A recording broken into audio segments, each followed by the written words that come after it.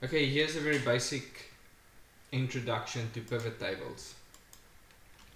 So we have a data set here. We have people with their amount of apples. Now we can see that there's, let's in this case have it as there's more than one John. So John will be in this here again. Okay, and then let's say the other John has 3 apples, and then there's some of these other ones that repeat in their trump, for instance. Make that trump has 55. Okay, then we go and say insert pivot table, select the range. So that's the data set that we have to select. We're going to select that data set. Remember to get the headings as well. That's it. And you don't have to worry too much about the rest of these settings for the introduction.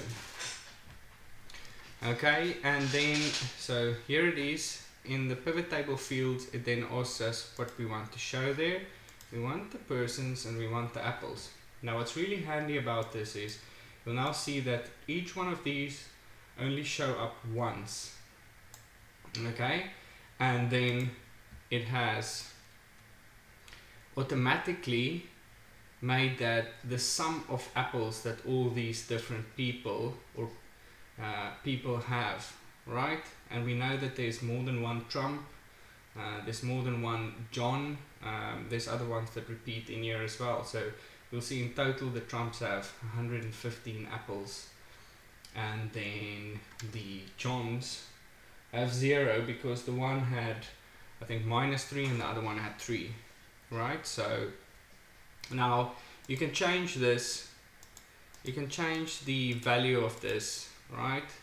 So you can say perhaps instead of having a sum, how many times do each one of these names occur, right? So you can say count, let's say, you see there, so John is 3 times, Jan is 2 times, Quibus is 2 times, and so forth, right? Or you can go and say what's the max, the product. So you'll see there's a lot in here that you can use. The more you play around with this, the more familiar you'll get with it. You can go and select the number format there, which would then change it to a currency. You see there's a lot that you can change there, which is the standard number format. And then you can go around and, let's say for instance you want the person in columns, right? Now it will display it horizontally. Okay, see there, horizontally instead of vertically. You can make the persons a filter. In this instance it wouldn't be of much use, but you have that ability as well. Now what I really like with the pivot tables is I usually change the display to the classic pivot table layout.